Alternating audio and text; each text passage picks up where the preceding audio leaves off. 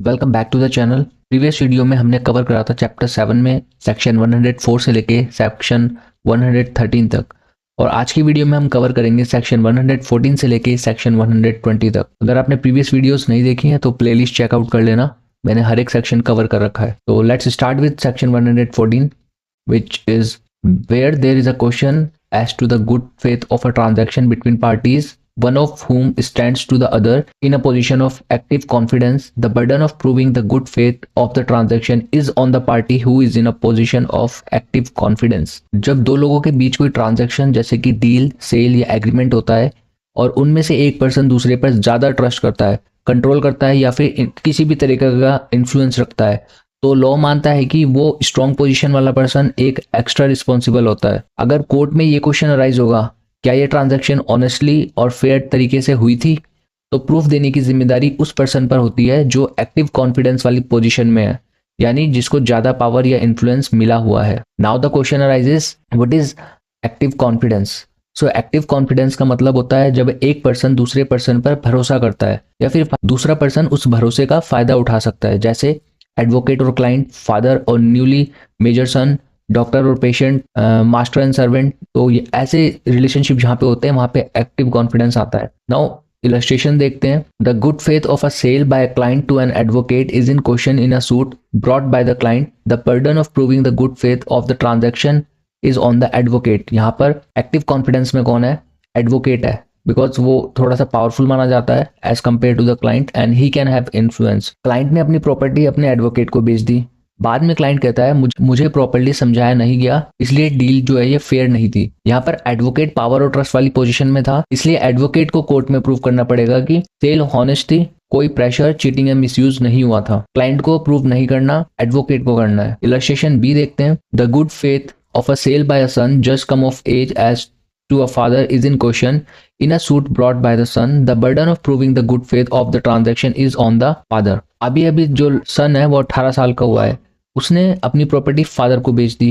बाद में सन बोलता है डील फेयर नहीं थी, मुझे इन्फ्लुएंस किया गया था। यहाँ फादर एक्सपीरियंस और अथॉरिटी वाली पोजीशन में है, इसलिए फादर पर बर्डन है प्रूफ करने का कि वो प्रूफ करे ट्रांजैक्शन जेन्युइन थी, सन को पूरी इंफॉर्मेशन दी गई थी और कोई अनफेयर एडवांटेज नहीं लिया गया। तो जिसके पास ज्यादा ट्रस्ट और पावर होती है वही कोर्ट में अपनी ऑनेस्टी प्रूव करेगा। नेक्स्ट देखते हैं सेक्शन 115। यहाँ पे कुछ ऑफेंसेस के रिलेशन में प्रिजम्पशन की बात कही गई है। So when a person is accused of having committed any offence specified in subsection 2 in any area declared to be a disturbed area under any enactment for the time being in force, making provisions for the suppression of disorder and restoration and maintenance of public peace and order, any area in which there has been over a period of more than 1 month extensive disturbance of the public peace, and it is shown that such person had been at a place in such area at a time when firearms or explosives were used, or from the place to attack or resist the members of armed forces or the forces charged with the maintenance of public order acting in the discharge of their duties, it shall be presumed unless the contrary is shown that such person had committed such offense. तो इस section का core concept है शैल presumption, यानी court एक बात को मान के चलेगी जब तक एक्यूज उसको उल्टा प्रूव ना कर दे। सेक्शन 115 सब क्लॉज 1, अगर किसी पर्सन पर सीरियस पब्लिक डिसऑर्डर से रिलेटेड ऑफेंस का एक्यूजेशन है और कुछ स्पेसिफिक कंडीशंस प्रूव हो जाती हैं जो हमें सेक्शन में दी हैं, तो कोर्ट मान लेगी कि उस पर्सन ने ऑफेंस किया है जब तक वो खुद अपनी इनोसेंस को प्रूव ना कर दे। ये कंडीशंस कब अप्लाई होती हैं?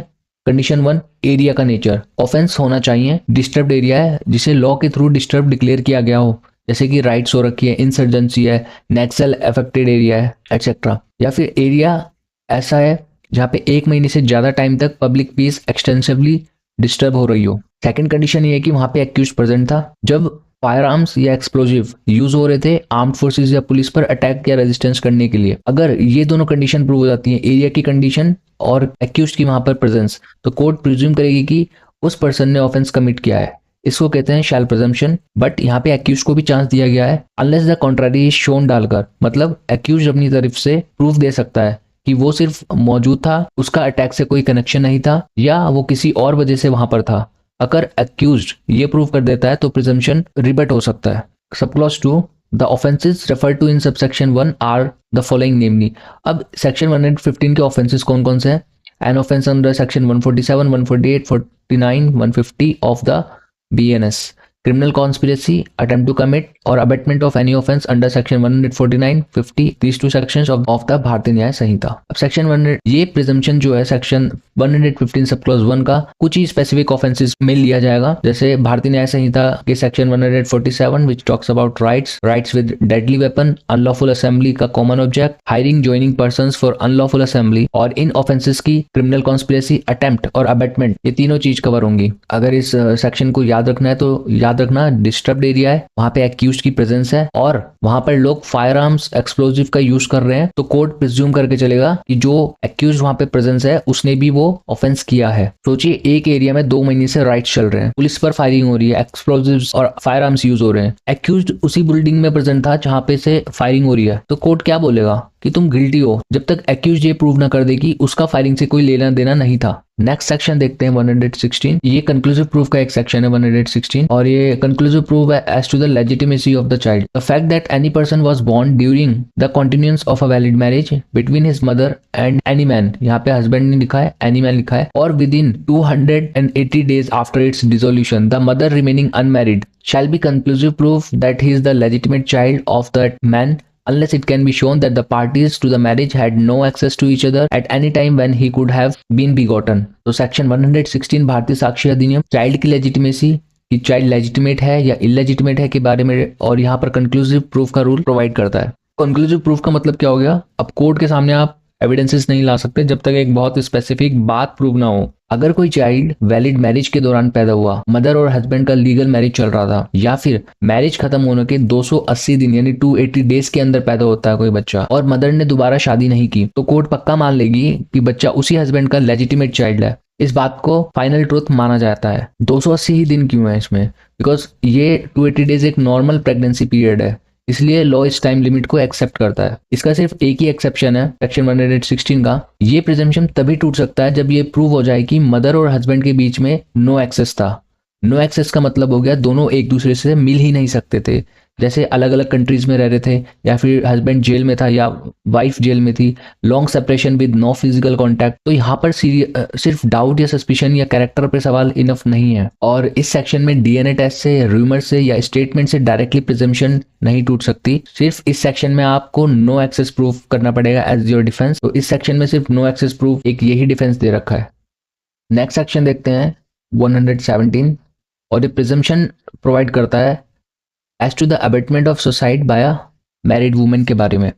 When the question is whether the commission of a suicide by a woman had been abated by her husband or any relative of her husband, and it is shown that she had committed suicide within a period of 7 years from the date of her marriage, and that her husband or such relative of her husband had subjected her to cruelty, the court may presume, having regard to all the other circumstances of the case, that suicide had been abated by her husband or by such relative or of her husband. For the purposes of this section, cruelty shall have the same meaning as in section 86 of the भारतीय न्याय संहिता 2023। इस section में main point क्या है, ये section married women के suicide से related है और यहाँ मे प्रिज्यूम का रूल अप्लाई हो रहा है। मे प्रिज्यूम का मतलब क्या हो गया, कोर्ट प्रिजम्पशन ले भी सकता है और नहीं भी ले सकता है, सब कुछ डिपेंड करेगा केस के फैक्ट्स और सर्कमस्टेंसेस पे। कोर्ट जब कंसिडर करेगी जब ये 2 बेसिक बातें प्रूव हो जाएं, क्या, कंडीशन 1 टाइम पीरियड, वुमेन ने शादी के 7 साल के अंदर सुसाइड कर लिया है। कंडीशन 2 है क्रूएल्टी, हस्बैंड या हस्बैंड के कोई रिलेटिव ने उस वुमेन को क्रूएल्टी की हो। क्रूएल्टी का मीनिंग वही होगा जो हमें सेक्शन 86 बीएनएस में दे रखा है, फिजिकल या mental cruelty, dowry harassment etcetera. अगर ये दोनों बातें प्रूव हो जाती हैं तो कोर्ट ये प्रिज्यूम कर सकती है कि सुसाइड हस्बैंड या उसके रिलेटिव ने अबेट मतलब सुसाइड के लिए उकसाया या मदद की है। लेकिन ये मैंडेटरी नहीं है, कोर्ट अदर सर्कमस्टांसेस भी देखेगी, जैसे कि सुसाइड नोट तो नहीं है, बिहेवियर ऑफ डिजीज क्या था, medical and family evidence, overall situation देख के कोर्ट प्रिजम्पशन लेगा। एक एग्जांपल देखते हैं, शादी के 3 साल बाद सुसाइड कर लिया वुमेन ने, हस्बैंड और इन लॉज डाउरी के लिए टॉर्चर कर रहे थे, तो कोर्ट बोलेगा हम प्रिजम्पशन ले सकते हैं कि सुसाइड आप लोगों की वजह से किया है वुमेन ने। मान लो कि उस लेडी ने कोई सुसाइड नोट रखा है और उसमें किसी और वजह का जिक्र कर रखा है या क्रूएल्टी का प्रूफ वीक हो रहा है, तो कोर्ट प्रिजम्पशन नहीं भी ले सकती। तो इस सेक्शन में शादी के 7 साल के अंदर अगर सुसाइड है और क्रूएल्टी प्रूव हो जाती है तो कोर्ट में प्रिज्यूम करेगा abetment of suicide of a married women. Read करते हैं section 118। When the question is whether A person has committed the dowry death of a woman and it is shown that soon before her death such woman had been subjected by such person to cruelty or harassment for or in connection with any demand for dowry, the court shall presume that such person had caused the dowry death. अब dowry death का meaning क्या होगा, जो हमें section 80 of BNS में दे रखा है। तो ये सेक्शन डाउरी डेथ से रिलेटेड है और यहाँ पर शैल प्रिजम्पशन होता है। कोर्ट कंपलसरी मान लेगी जब तक एक्यूज्ड उल्टा प्रूव ना कर दे। अब सेक्शन 118 लगता कब है, कोर्ट तब शैल प्रिज्यूम करेगी जब ये बातें प्रूव हो जाएं। Condition 1, death of a women, women की डेथ हुई हो, डाउरी डेथ की डेफिनेशन में आ रही है जो कि हमें सेक्शन 80 बीएनएस में दे रखी है। कंडीशन 2, सून बिफोर हर डेथ, वुमेन को क्रूअल्टी या हरेसमेंट फेस करनी पड़ी हो। और कंडीशन 3, डाउरी के कनेक्शन में, जो क्रूअल्टी है, जो हरेसमेंट हो रही थी वुमेन की, वो हो रही थी डाउरी की डिमांड के लिए, ये डाउरी से रिलेटेड है। अगर ये 3 कंडीशन प्रूव हो जाती हैं, कोर्ट मान लेगी कि उस पर्सन ने ही डाउरी डेथ कॉज किया है। अब एक्यूज्ड के पास क्या ऑप्शन है, एक्यूज्ड डिफेंस एविडेंस दे सकता है, प्रूव कर सकता है कि डेथ नेचुरल या एक्सीडेंटल थी, डाउरी डिमांड या क्रूअल्टी का कनेक्शन नहीं था, सून बिफोर वाली कंडीशन मिसिंग है। अगर एक्यूज्ड ये प्रूव कर देता है तो प्रिजम्पशन रिबट हो सकता है। एक क्विक कंपैरिजन देखते हैं सेक्शन 117 और 18 का। सेक्शन 117 में मेरे प्रिजम्पशन है, कोर्ट के पास डिस्क्रिशन है। सेक्शन 118 में शैल प्रिजम्पशन है और ये मैंडेटरी प्रिजम्पशन है for the court which is rebuttable. एक शॉर्ट एग्जांपल देख लेते हैं। शादी के 4 साल बाद डेथ से कुछ दिन पहले डाउरी के लिए टॉर्चर किया था वुमेन को और डेथ अननेचुरल है, जैसे जो बॉडी है वो बर्न हो रखी है या फिर वो बॉडी हैंग हो रखी थी, ऐसा ही कुछ अननेचुरल तरीके से। तो कोर्ट बोलेगी ये डाउरी डेथ है और एक्यूज्ड गिल्टी माना जाएगा जब तक एक्यूज्ड ने ये ना प्रूव कर दे कि डाउरी का कोई रोल नहीं था। इसके बाद देखते हैं सेक्शन 119 और यहाँ पे मे प्रिजम्पशन है regarding existence of certain facts. The court may presume the existence of any fact which it thinks likely to have happened regard being had to common cause of natural events, human conduct and public and private business in the relation to the facts of the particular case. So यहाँ पे may presumption की बात हो रही है। तो ये section court को कॉमन सेंस यूज करने की पावर दे रहा है। कोर्ट किसी भी फैक्ट के बारे में प्रिज्यूम कर सकती है अगर कोर्ट को लगता है कि नॉर्मली ऐसा ही होता है, based on natural events, human behaviour, public and private business का जो यूजुअल कोर्स है उसके बेसिस पे। ये मे प्रिज्यूम है, मतलब कोर्ट चाहे तो मान भी सकती है, चाहे तो प्रूफ भी मांग सकती है पार्टी से। इलस्ट्रेशन ए देखते हैं। अगर कोई आदमी चोरी के तुरंत बाद चोरी का माल अपने पास रखता है, कोर्ट मान सकती है कि या तो वही चोर है या उसे पता था कि जो सामान उसके पास है वो चोरी का है, जब तक वो पर्सन अपनी पोजीशन को एक्सप्लेन ना कर दे कि उसके पास ये चोरी का सामान कैसे आया। इलस्ट्रेशन बी देखते हैं। जो खुद क्राइम में इन्वॉल्व है, अकॉम्प्लिस, उसकी बात नॉर्मली रिलायबल नहीं मानी जाती जब तक उसकी बात इंडिपेंडेंट एविडेंस से कॉरोबरेट ना हो जाए। इलस्ट्रेशन सी देखते हैं। बिल ऑफ एक्सचेंज के ऊपर है। अगर बिल एक्सेप्ट या एंडोर्स हो रखा है, कोर्ट मान सकती है कि ये गुड कंसिडरेशन के लिए हुआ होगा। इलस्ट्रेशन डी बात करती है। अगर कोई चीज़ थोड़े टाइम पहले एग्जिस्ट करती थी, कोर्ट मान सकती है वो अभी भी एग्जिस्ट करती होगी, बिकॉज नॉर्मली चीज़ें तुरंत ही खत्म नहीं हो जाती। इलस्ट्रेशन ये बात करता है जुडिशियल और ऑफिशियल काम प्रॉपर्ली किए गए होंगे। इलस्ट्रेशन एफ, बिजनेस नॉर्मल तरीके से ही कंडक्ट हुआ होगा। इलस्ट्रेशन जी, अगर कोई एविडेंस प्रोड्यूस कर सकता था लेकिन नहीं करता, कोर्ट मान सकती है अगर वो एविडेंस आता तो वो उसके खिलाफ होता। इलस्ट्रेशन एच, अगर कोई इंसान ऐसा सवाल जिसका जवाब देना लीगली ज़रूरी नहीं फिर भी जवाब देने से मना करे, कोर्ट मान सकती है जवाब उसके अगेंस्ट होता। इलस्ट्रेशन आई, अगर बॉन्ड जिसने पैसे देना था ऑब्लिगेटर के पास है, कोर्ट मान सकती है कि ऑब्लिगेशन पूरी हो चुकी है, मतलब कि पेमेंट हो चुकी है। नेक्स्ट सेक्शन देखते हैं 120। In a prosecution for rape under subsection 2 of section 64 of Bharatiya Nyaya Sanhita where sexual intercourse by the accused is proved and the question is whether it was without the consent of the woman alleged to have been raped and such woman states in her evidence before the court that she did not consent, the court shall presume that she did not consent. In this section, sexual intercourse shall have same meaning which is mentioned under section 63 of BNS. ये section rape cases से related है और यहाँ पे self presumption का rule apply हो रहा है, मतलब कोर्ट को कंपलसरी मानना पड़ेगा जब तक एक्यूज्ड उल्टा प्रूव ना कर दे।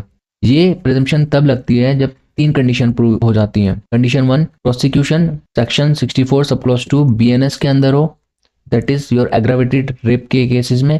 कंडीशन 2, ये प्रूव हो जाए कि एक्यूज्ड और वुमन के बीच सेक्सुअल इंटरकोर्स हुआ है। और सेक्सुअल इंटरकोर्स का मतलब वही है जो सेक्शन 63 BNS में डिफाइन है। कंडीशन 3, इशू ये अराइज हो रहा है क्या इंटरकोर्स वुमेन की कंसेंट के बिना हुआ था, और वुमेन कोर्ट में क्लियरली बोल दे मैंने कंसेंट नहीं दी थी। अगर ये 3 कंडीशन हो जाती हैं तो कोर्ट मान लेगा कि सेक्सुअल इंटरकोर्स बिना कंसेंट के हुआ था। इस पॉइंट पर कंसेंट प्रूव करने का बर्डन एक्यूज्ड पर शिफ्ट हो जाता है। एक एग्जांपल देखते हैं। वुमेन कोर्ट में बोलती है मैंने कभी कंसेंट नहीं दी, सेक्सुअल इंटरकोर्स ऑलरेडी प्रूव्ड हो चुका है, तो कोर्ट बोलेगा कंसेंट नहीं थी। कोर्ट प्रिजम्पशन लेके चलेगा कंसेंट नहीं थी जब तक एक्यूज्ड ये प्रूव ना कर दे कि कंसेंट एक्चुअली थी और वो म्यूचुअल अंडरस्टैंडिंग से सेक्सुअल इंटरकोर्स हुआ था। सो इंटरकोर्स प्रूव और वुमेन बोल देती है कि मैंने कंसेंट नहीं दी थी, कोर्ट तो आपके खिलाफ प्रिजम्पशन लेके चलेगा कि कंसेंट नहीं थी। So that's all for today's video. I hope you liked the video and please stay connected for more such information. Thank you so much.